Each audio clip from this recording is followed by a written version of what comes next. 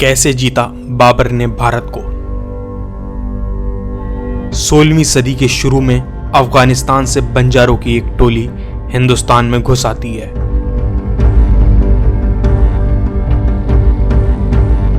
ये वो टोली है जो आगे चल के मुगल साम्राज्य की नींव का पत्थर रखेगी और एक ऐसा साम्राज्य खड़ा कर देगी जो 40 लाख स्क्वायर किलोमीटर में फैला होगा।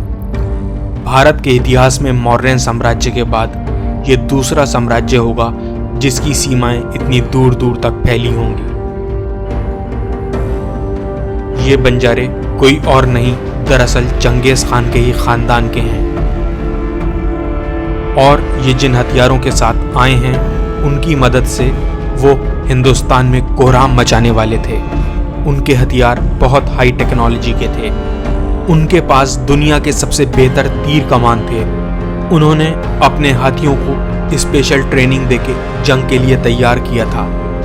उनके पास जो बंदूकें थीं वो बहुत एडवांस की थीं और उनकी तलवारें दुनिया के सबसे अच्छे स्टील से बनी हुई थीं। हिंदुस्तान के राजाओं के पास जो भी धन दौलत है ये उन सबको हथियाने वाले थे। 16वीं शताब्दी में हिंदुस्तान की आबादी तकरीबन 14 करोड़ थी और दुनिया की अर्थव्यवस्था का लगभग 1/4 हिस्सा हिंदुस्तान के पास था। ये वो समय है जब दुनिया के सबसे ज़्यादा हीरे जवाहरात की खदानें हिंदुस्तान में हैं।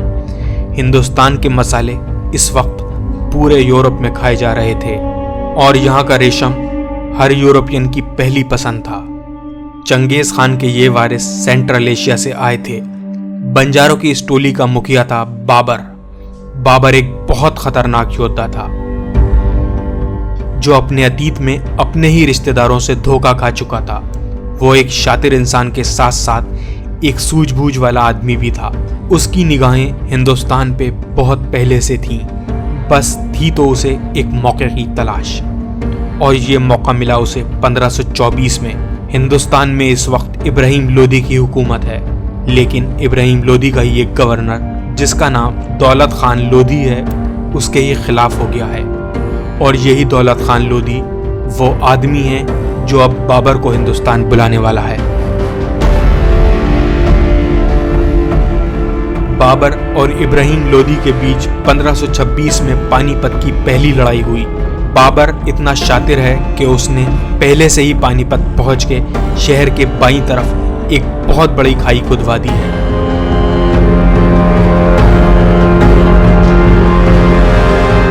जब इब्राहिम लोदी पानीपत पहुंचा तो उसे लड़ाई करने में बहुत परेशानी हुई क्योंकि शहर का बायां हिस्सा पूरी तरह खुदा पड़ा था और उस रास्ते पे जाने का मतलब था सीधा मौत के मुंह में गिरना।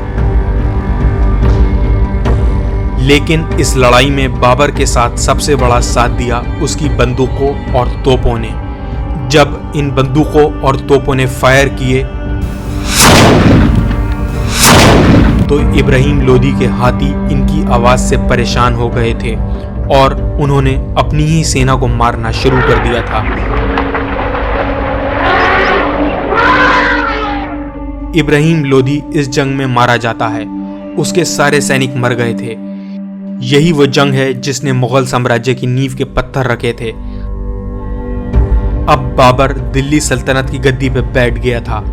उसे हिंदुस्तान को अपने कब्जे में लेने का ख्वाब अब सच होता दिखाई देने लगा था। अब उसके पास दिल्ली का शाही तख्त था और था कोहिनूर हीरा जो पूरे 180 कैरेट का था। उस समय कोहिनूर की कीमत इतनी थी कि उसे बेच के पूरी दुनिया को तकरीबन 3 दिन तक खाना खिलाया जा सकता था। फिर 1527 में बाबर और राजपूत राजा राणा संगा की लड़ाई हुई जिसे बाबर ने बहुत आसानी से जीत लिया था, लेकिन बाबर ज्यादा दिन तक नहीं जी सका। वो 47 साल की उम्र में सन 1530 में मर गया था। बाबर की मौत के वक्त आज का काबुल, लाहौर, पानीपत, दिल्ली, आगरा, ग्वालियर और बिहार उसकी सल्तनत का हिस्सा थे। बाबर की मौत के बाद उसकी बॉडी को काबुल ले जाया गया जहां उसे बागे बहार में दफना दिया जाता है। बाबर की मौत के बाद उसका ही बेटा हुमायूं मुगलिया तख्त पे बैठा। बाबर के बनाए इस मुगल साम्राज्य ने हिंदुस्तान पे तकरीबन 300 साल से ज़्यादा शासन किया।